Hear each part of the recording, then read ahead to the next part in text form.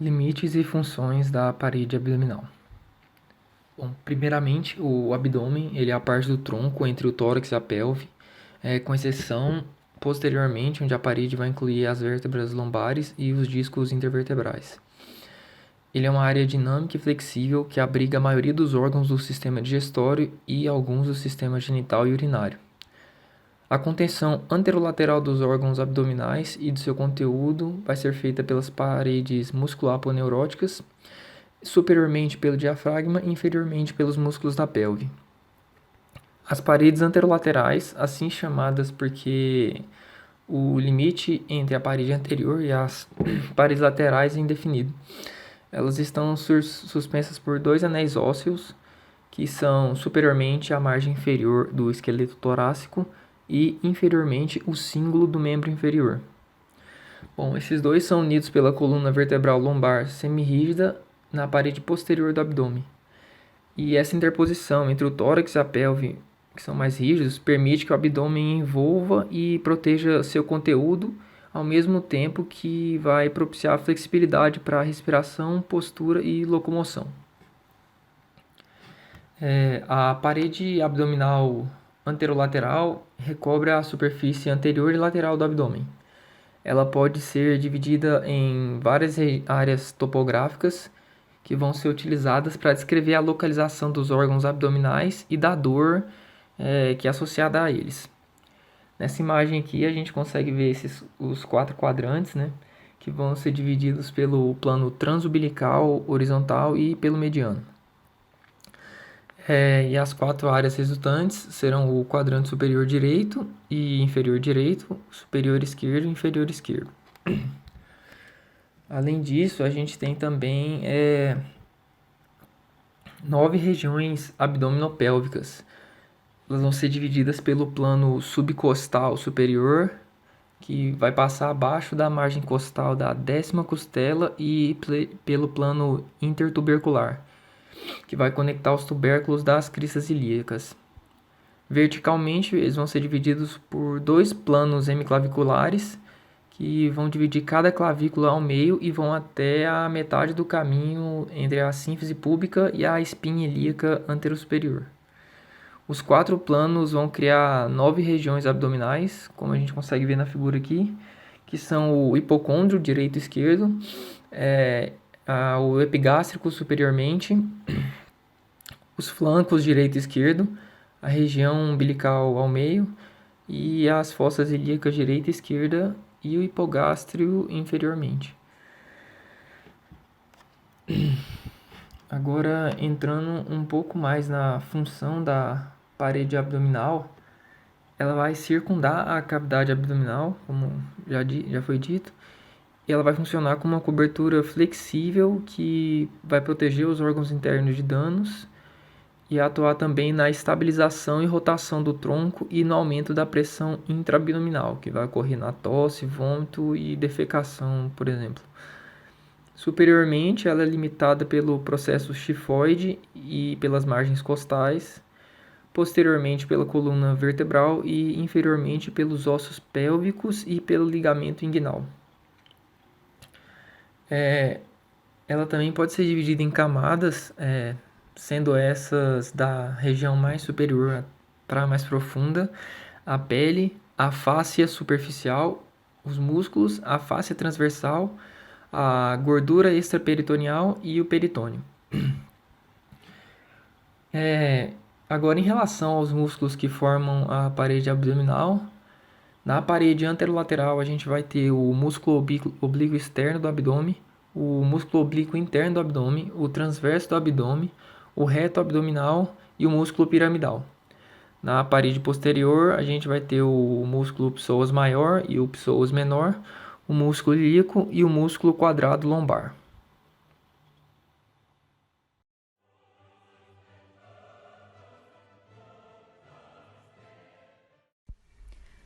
Definição de fáscia, aponeurose e tendão.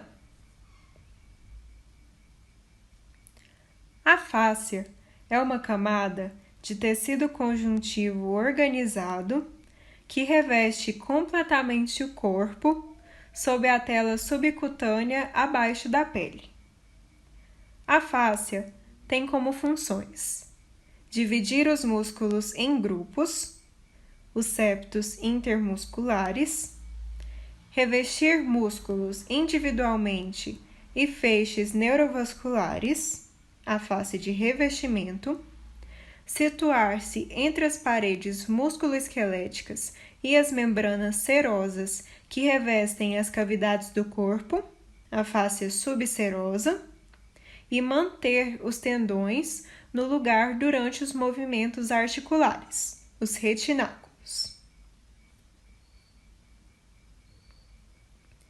O tendão é um elemento de tecido conjuntivo denso, rico em fibras colágenas.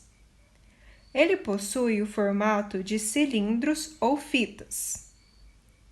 Essa estrutura tem como função fixar o ventre em ossos. A aponeurose também é conhecida como tendão achatado.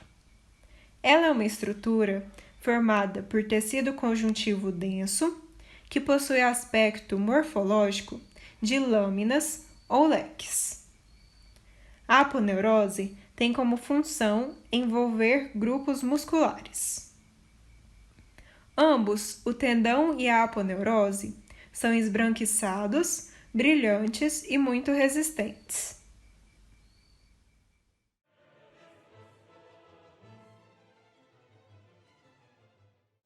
Ações dos músculos da parede abdominal anterolateral. Os músculos que compõem a parede anterolateral do abdômen são os músculos oblíquo externo, oblíquo interno, transverso do abdômen, músculo reto do abdômen e o músculo piramidal. De forma geral, eles atuam no fornecimento de forte sustentação e ar expansível para a parede abdominal, sustentam e protegem vísceras abdominais de lesões, comprimem o conteúdo abdominal, mantendo ou aumentando a pressão intraabdominal, fazendo oposição ao diafragma para relaxar e assim fazer o movimento de expiração, no movimento do tronco, na manutenção da postura, que seria, no caso, o controle da inclinação da pelve em pé, e a produção de força necessária para ações que envolvem a região, como a defecação, a micção, o vômito, o parto e o levantamento de peso, que, se feito em excesso, poderia causar hérnias. De forma específica, os músculos oblíquos, eles comprimem e sustentam as vísceras abdominais e atuam na flexão e rotação do tronco. A flexão estaria envolvida especificamente na flexão lateral das vértebras lombares, que é esse movimento, e a rotação está especificamente ligado à rotação da coluna vertebral torácica inferior, que é esse movimento. E ainda está envolvido no movimento de torção do tronco, que é a aproximação do ombro direito ao quadril esquerdo. O músculo transverso do abdômen, ele comprime e sustenta as vísceras abdominais, assim como os oblíquos, e age principalmente no aumento da pressão intraabdominal, e assim ele auxilia o diafragma em expelir o ar na respiração durante seu relaxamento.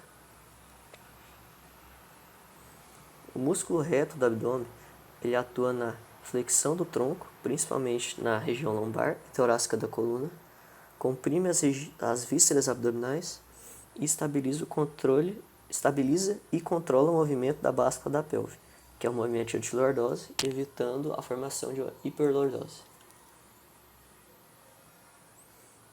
O músculo piramidal ele não é presente em 20% da população, então ele não é muito especificado e estudado, mas quando presente, ele atua na tensionação da linha alba, que é o entrelaçamento das aponeuroses da bainha do músculo reto.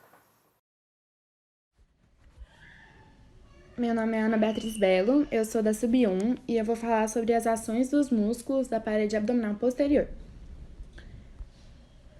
Os principais músculos, como já foram citados, são o músculo pessoas maior, o músculo ilíaco e o músculo quadrado do lombo.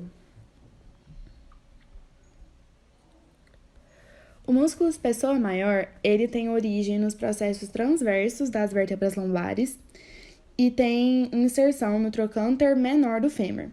Ele tem a ação de agir superiormente com o ilíaco, promovendo a flexão do quadril. Inferiormente, ele flexiona a coluna vertebral para os lados e, na posição sentada, ele é responsável pelo equilíbrio do tronco.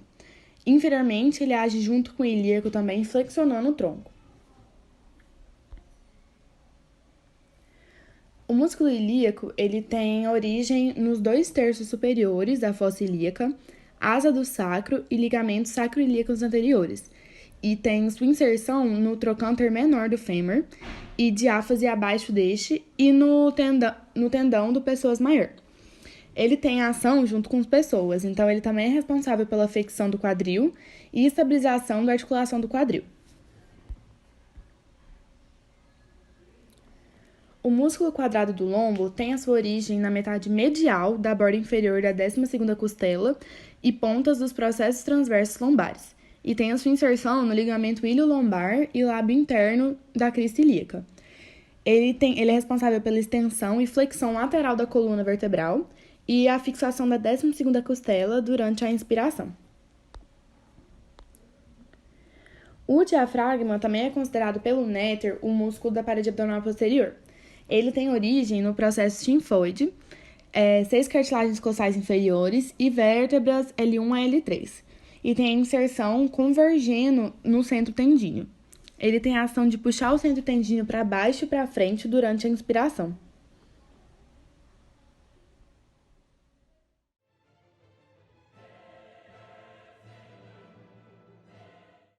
Vamos começar pelos músculos planos da parede anterolateral do abdômen, composto pelo oblíquo externo, oblíquo interno e transverso do abdômen.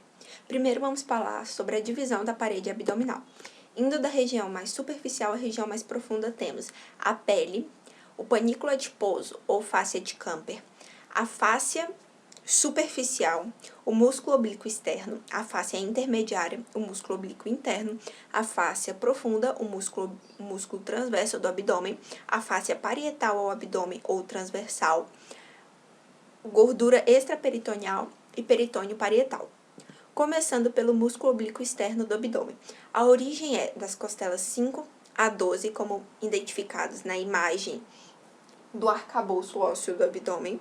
A inserção é da linha alba até as cristas ilíacas, tendo ressalto nas cristas ilíacas identificada pela imagem. As principais funções dos músculos oblíquo externos são comprimir e sustentar as vísceras abdominais, flexiona e roda o tronco e participa da formação da bainha do músculo reto. A direção das fibras é inframedial, que seria a mesma direção ao colocar a mão no bolso. É o maior e mais superficial músculo, sua aponeurose segue até o ligamento inguinal. Em seguida, temos o músculo oblíquo interno do abdômen. A sua origem é na fáscia tóraco-lombar das cristas ilíacas, região lateral do ligamento inguinal. A inserção é das costelas 10 a 12 e linha alba, tendo as costelas 10 e 12 identificadas na imagem do arcabouço ósseo do abdômen. Função: auxilia na compressão e sustentação das vísceras abdominais e participa da formação da bainha do músculo reto, direção das fibras superomedial. Em seguida, temos o músculo transverso do abdômen. A origem é da 7ª a 12ª cartilagens costais, aponeurose toracolombar e ligamento inguinal ou polparte. A inserção é da linha alba com a aponeurose do músculo oblíquo interno.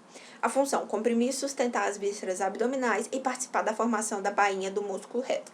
A direção das fibras é a transversal, exceto quando este está na parte inferior e acompanha o músculo oblíquo interno, assumindo a mesma direção das suas fibras. Há também uma região entre o músculo oblíquo interno e o músculo transversal, chamada de placa neurovascular, que é o local onde ficam as artérias, nervos e veias da parede anterolateral. Contudo, isso será mais especificado, assim como as funções dos músculos planos e verticais em seguida. Existem 2 músculos verticais na parede anterolateral do abdômen, o músculo reto do abdômen e o piramidal. O músculo reto, ele é poligástrico, ou seja, possui vários ventres, é longo, espesso e é 3 vezes mais largo na parte superior. Ele tem origem na sínfise púbica e na crista púbica e se insere no processo xifoide e nas cartilagens da costela de 5 a 7. Ele está relacionado principalmente à flexão do tronco, à compressão das vísceras e é envolvido no processo de expiração do ar. Sua inervação é feita pelos nervos intercostais e nervo subcostal. Os dois músculos retos são separados pela linha alba, formada pelo entrelaçamento das aponeuroses dos músculos oblíquos interno, externo e transverso do abdômen, formando uma ráfide mediana, que se estende do processo xifoide até a sínfise púbica. Ele também possui as intersecções tendíneas, que sustentam transversalmente esses músculos. Nessa imagem, a gente pode ver a linha alba na vertical e as intersecções tendíneas com a seta IT transversalmente. E nessa outra imagem, a gente pode ver o músculo reto, a linha alba no meio e a bainha envolvendo o músculo. Na parte subjacente ao umbigo, a linha alba possui o anel umbilical, que é por onde passavam os vasos umbilicais fetais, que conectavam o feto à placenta. O músculo reto é envolvido pela bainha do reto, formado pelas aponeuroses dos músculos abdominais. Ela possui diferença em relação à linha arqueada, ou seja, acima dessa linha, a parte posterior do músculo é formada pela aponeurose do músculo oblíquo interno e do transverso, e na parte anterior ela é formada pelas aponeuroses do músculo oblíquo externo e interno. Já abaixo da linha arqueada, a bainha da parte anterior é formada pelo oblíquo interno, externo e o transverso, ou seja, de todos esses músculos. E já na parte posterior, ele é formado só pela face do transverso e do peritônio, ou seja, a aponeurose dos 3 músculos não envolve a parte posterior. O músculo piramidal é um músculo triangular pequeno e que não é encontrado em 20% da população, ou seja, ele não é tão relevante. Sua origem também é na sínfise púbica e na crista púbica e se insere na linha alba. Ele é inervado pelo nervo subcostal e a sua função é principalmente tensionar a linha alba durante as contrações musculares.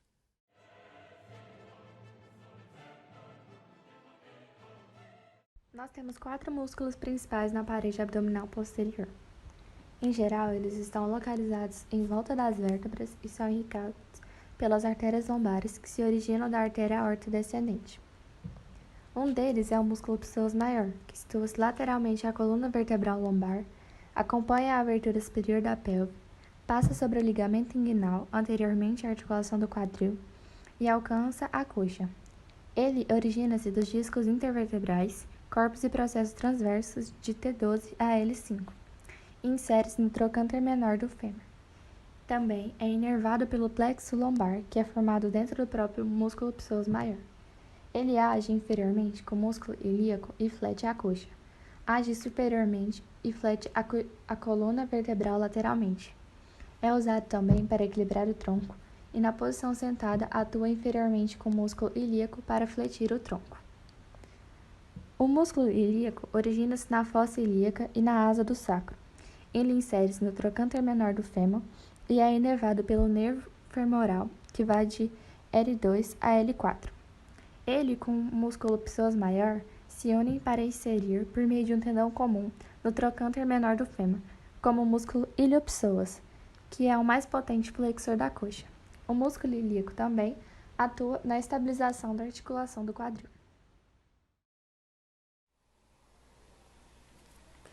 Olá, meu nome é João Lúcio Bittencourt Neto e eu vou concluir os músculos da parede abdominal posterior, sendo que ainda falta 2 músculos para serem tratados e o primeiro que eu vou citar é o músculo psoas menor. Ele é uma pequena parte infrequente do psoas maior, que se origina nas vértebras T12 e L1 e termina na linha arqueada do osso do quadril. Sua inserção é feita pela face ilíaca e sua inervação pelos ramos anteriores dos nervos espinhais L1 e L13. A inervação dele é igual à do músculo pessoas maior. A observação que eu tenho a trazer é que o pessoas menor não age sobre a coxa, mas pode auxiliar o pessoas maior a fletir o tronco, ou seja, ele tem um papel auxiliador. E também outra curiosidade é que o músculo pessoas menor não é presente em todos, sendo que só 40% da população possui esse músculo. O outro músculo a ser retratado é o quadrado do lombo. Sua origem é encontrada na crista ilíaca e nos processos transversos das 3 últimas vértebras lombares e no ligamento ilho-lombar. Sua inserção é na 12ª costela e face posterior de todas as vértebras lombares. Inervação é feita pelo nervo subcostal e por ramos do plexo lombar. Uma observação é que ele auxilia na flexão lateral do tronco. Isso é a ipsilateral e fixa a 12ª costela. Obrigado.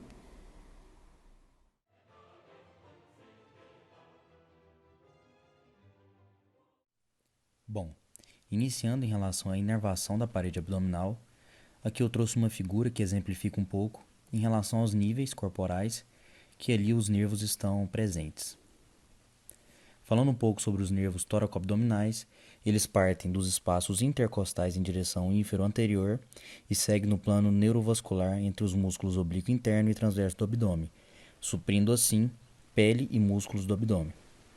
Existem ramos cutâneos laterais que a nível de T12 está presente o nervo subcostal, ramos cutâneos anteriores a nível de T7 a T9 inervam a pele superior à cicatriz umbilical, nível T10 inerva a pele ao redor da cicatriz umbilical e T11 os ramos cutâneos dos nervos subcostal a nível T12, ilho hipogástrico e ilho inguinal a nível de L1.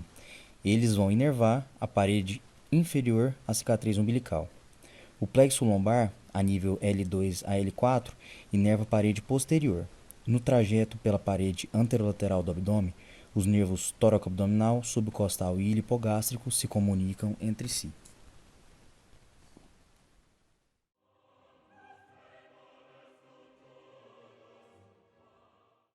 Vamos falar da irrigação da parede abdominal. Na primeira imagem, temos alguns vasos que irrigam toda a parede abdominal. Na segunda, temos alguns músculos e as artérias que irrigam a parede anterolateral do abdômen. Aqui temos uma tabela com todas as artérias que irrigam a parede anterolateral abdominal. A primeira delas é a artéria musculofrênica, que tem origem na artéria torácica interna. Ela desce ao longo da margem costal e irriga a parede abdominal superficial e profunda do hipocôndrio e também o diafragma anterolateral. A artéria epigástrica superior é a continuação direta da artéria torácica interna. Ela entra na bainha do reto superiormente através de sua lâmina posterior, supre a parte superior do músculo reto do abdômen e anastomose-se com a artéria epigástrica inferior, aproximadamente na região umbilical. Ela irriga o músculo reto do abdômen, a parede abdominal superficial e profunda do epigástrio e da região umbilical superior.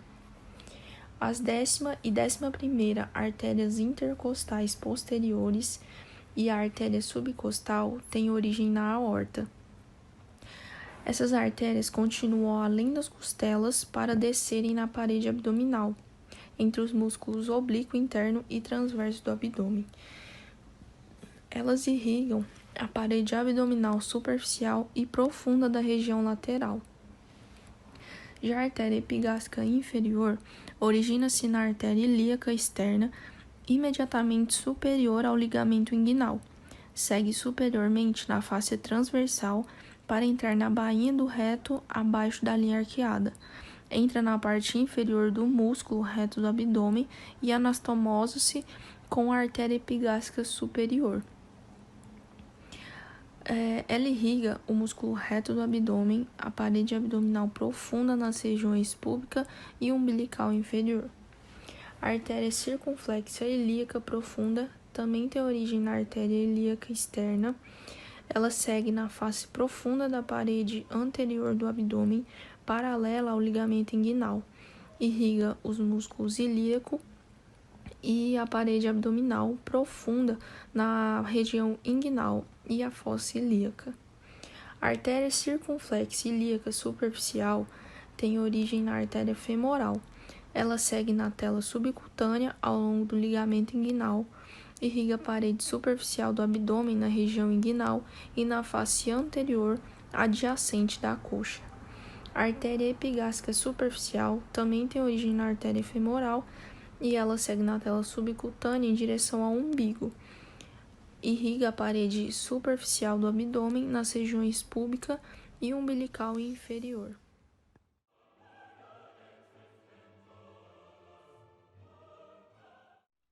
Meu nome é José Vitor Lisboa Cardoso Gomes e eu vou falar rapidamente a respeito da região inguinal. Primeiramente, os aspectos gerais.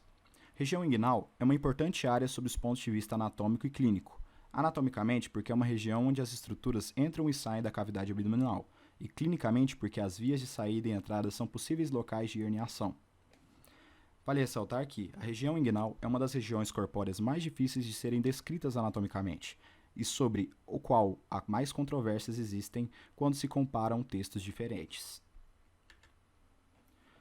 A respeito dos limites anatômicos, a região inguinal, classicamente, é delimitada pelo ligamento inguinal, látero inferiormente a linha vertical traçada do ponto médio da clavícula ao ponto médio do ligamento inguinal. Medialmente, é a linha que tangencia os tubérculos das cristas ilíacas superiores. Aqui está uma tabela onde você pode analisar melhor os limites anatômicos de forma mais clara e coerente. Essa tabela foi retirada do livro Anatomia Orientada para a Clínica, do Moore. A respeito dos ligamentos inguinais e do trato iliopúbico, vamos começar com o ligamento inguinal. O ligamento inguinal é uma faixa densa que constitui a parte inferior extrema da aponeurose do músculo oblíquo externo do abdômen. Algumas das fibras mais profundas seguem posteriormente para se fixarem ao ramo superior do pubis, lateralmente ao tubérculo púbico, formando o ligamento locunar de Gimbernat, curvo, que forma o limite medial do espaço subinguinal. As fibras mais laterais continuam a seguir ao longo da linha pectínea do pubis, como o ligamento pectíneo, ou de Cooper. Aqui está uma representação do livro de anatomia do Moore do ligamento inguinal. A respeito do trato iliopúbico, o trato iliopúbico é uma margem inferior espessa de face transversal que se apresenta como uma faixa fibrosa que segue paralela e posteriormente, de forma profunda, ao ligamento inguinal. O trato iliopúbico, observado no lugar do ligamento inguinal, quando a região inguinal é vista a partir de uma face interna ou posterior, reforça a parede posterior e o assoalho do canal inguinal enquanto une as estruturas que atravessam o espaço subinguinal. Agora, adentrando a respeito do canal inguinal. Estas são representações do livro de anatomia do Moore do canal inguinal, tanto de forma transversal quanto de forma frontal. O canal inguinal é uma passagem músculo-aponeurótica de trajeto oblíquo de posterior para anterior, da lateral para medial e de superior para inferior, através das paredes da região inguinal, indo do anel inguinal profundo ao anel inguinal superficial, com cerca de 4 cm de extensão no adulto. Nas crianças recém-nascidas é mais curto. Como consequência do crescimento, o anel profundo se lateraliza e o canal assume seu trajeto e dimensões definitivas.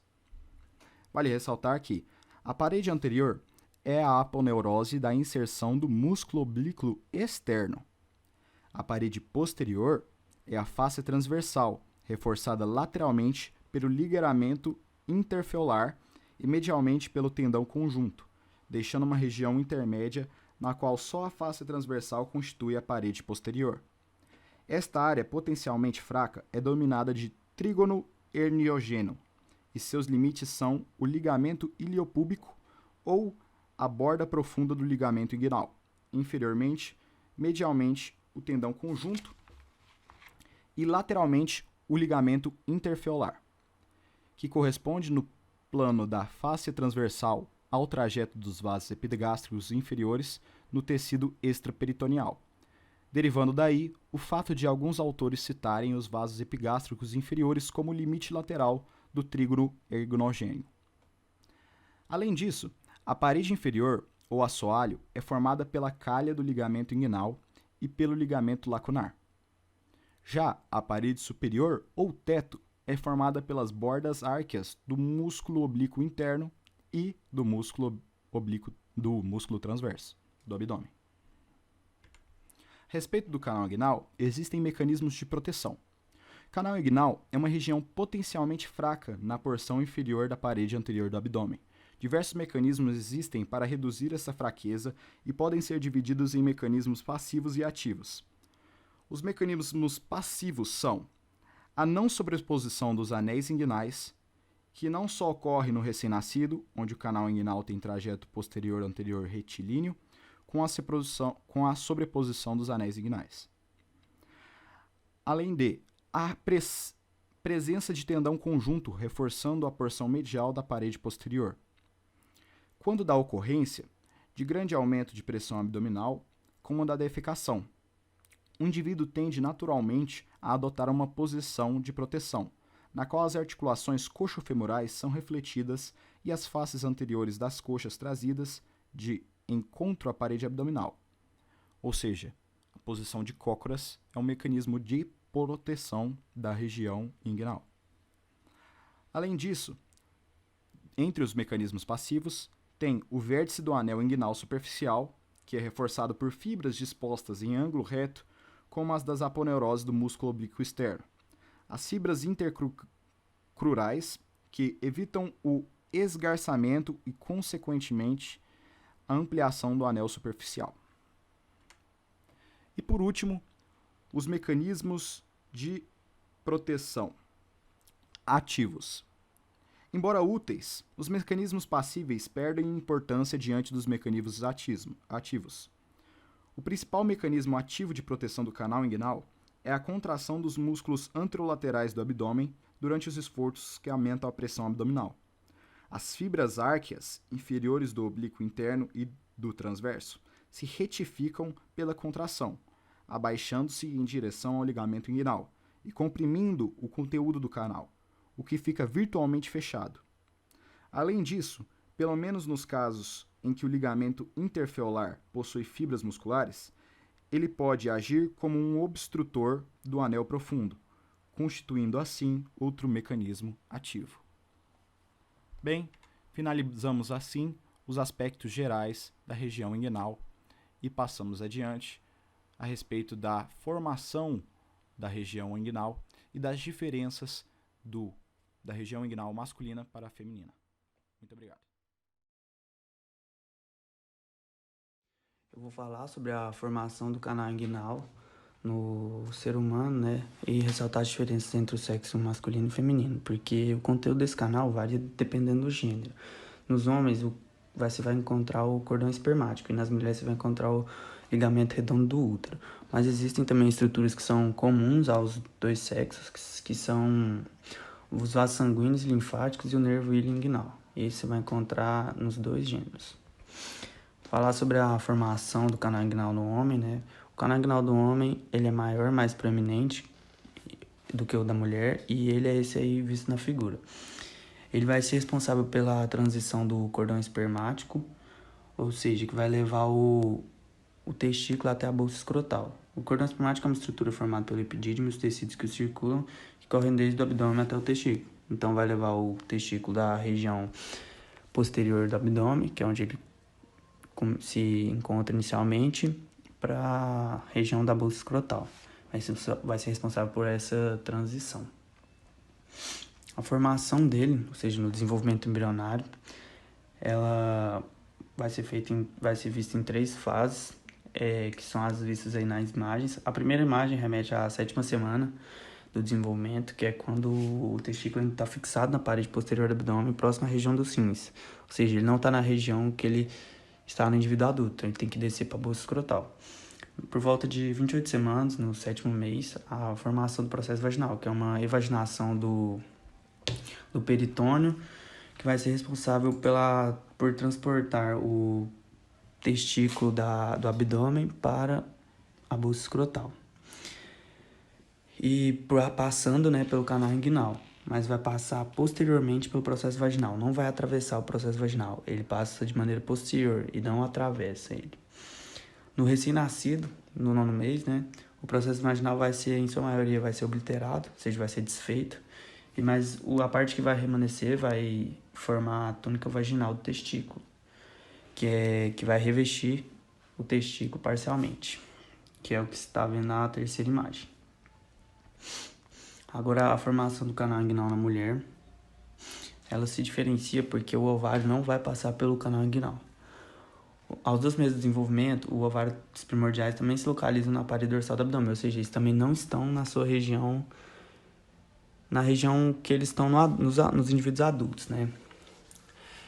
Com 15 semanas, os ovários descem para a pelve maior e o processo vaginal atravessa a parede do abdômen, formando o canal inguinal de cada lado, como no homem. A diferença é que os ovários não vão passar por esse canal inguinal, devido a uma ligação que existe entre os ovários e o útero. Ou seja, eles não vão passar pelo canal inguinal. A única coisa que vai passar pelo canal inguinal é o ligamento redondo do útero, que vai atravessar esse canal e se fixar no lábio maior do pudendo.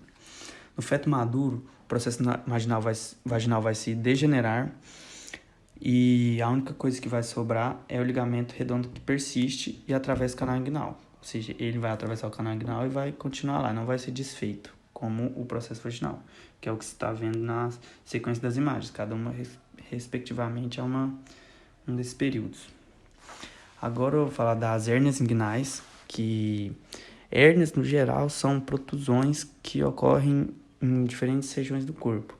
Mas as hérnias inguinais, especificamente, são protusões do conteúdo abdominal através do anel inguinal profundo, que no caso vai ser as hérnias indiretas, ou através da parede posterior do canal inguinal, que é a hérnia direta. A hérnia direta, ela vai ocorrer quando ocorrer uma persistência do processo vaginal, ou seja, o processo vaginal vai persistir, mas isso não vai ser, isso é uma das condições favoráveis a ter a hérnia. Tipo, não vai ser, teve a persistência, vai ocorrer a hérnia. Não é necessariamente isso, também depende de outros fatores, como o aumento da pressão endoabdominal, que vai fazer o conteúdo abdominal ser empurrado através do anel inguinal profundo, que pode causar dele chegar até a bolsa escrotal. E esse tipo de hérnia, ele é o mais comum, e ele é mais comum em homens, porque, como eu disse no começo, o canal inguinal do homem, ele é maior e mais prominente, então é mais fácil de ocorrer a hérnia lá. A hérnia direta, ela é menos comum e ela ocorre com a parede posterior do canal inguinal fraca, enfraquecida. Ou seja, a parede não vai ser possível de conter o conteúdo abdominal. Ou seja, não vai impedir que o conteúdo abdominal saia pelo anel inguinal superficial.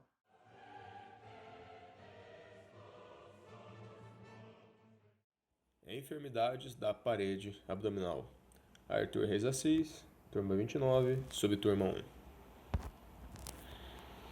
Aqui temos algumas definições que irão nortear o resto da apresentação, começando por propriamente o que é parede abdominal. Uma estrutura de ossos e, sobretudo, músculos, trabalhando como limite da cavidade abdominal e podendo ser dividida em lateral, anterior e posterior. Lateral seria abaixo da região das axilas, próximo das costelas, mais ou menos. Anterior, ao se retirar a blusa, se você olhar abaixo do peitoral, da região das mamas e onde fica o diafragma, acima da cintura, acima da região inguinal, você vai ter a região anterior.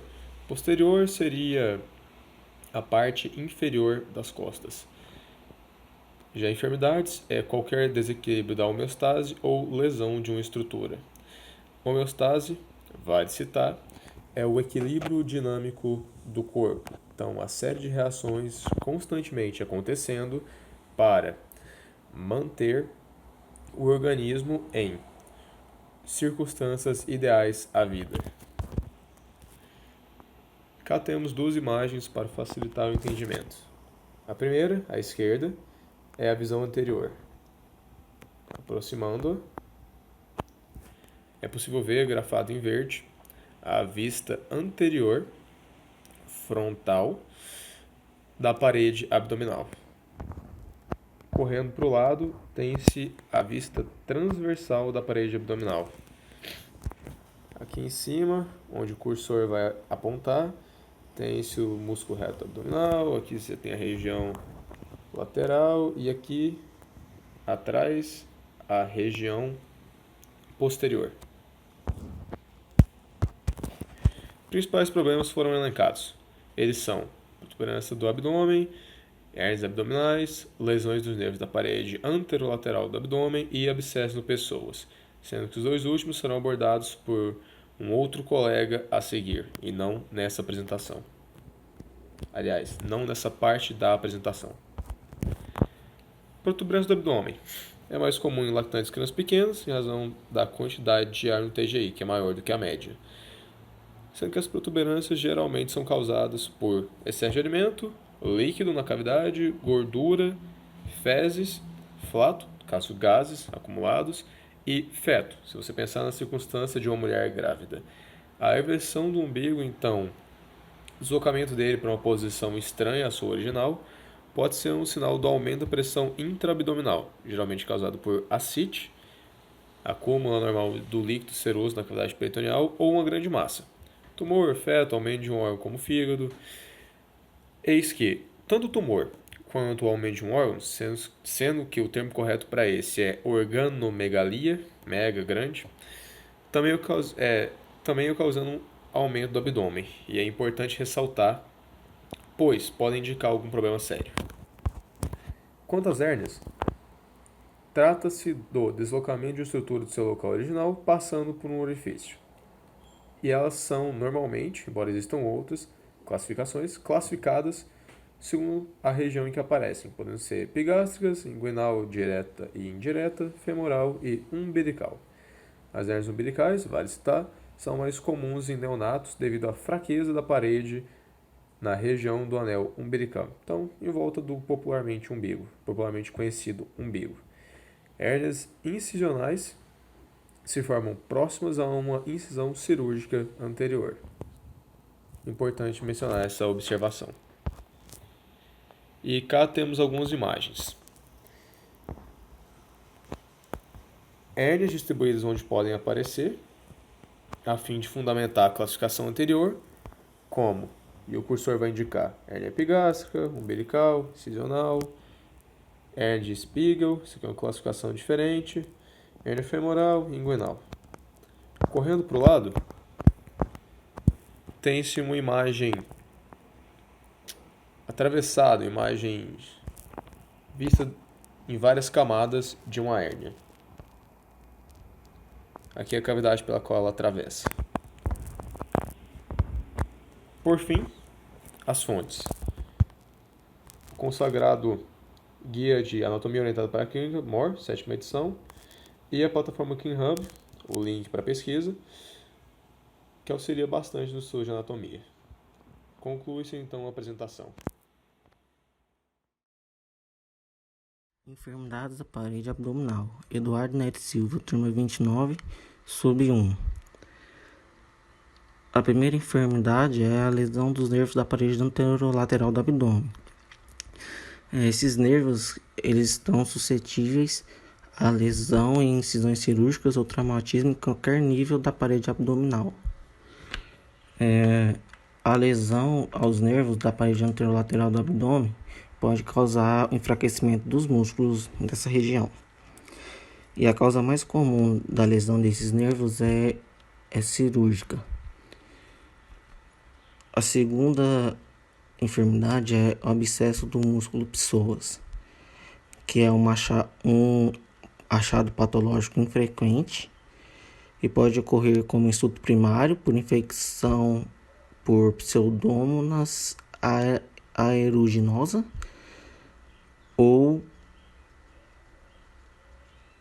Staphylococcus aureus, ou insulto secundário, que pode ser por Escherichia coli, espécie de Streptococcus ou Mycobacterium tuberculosis.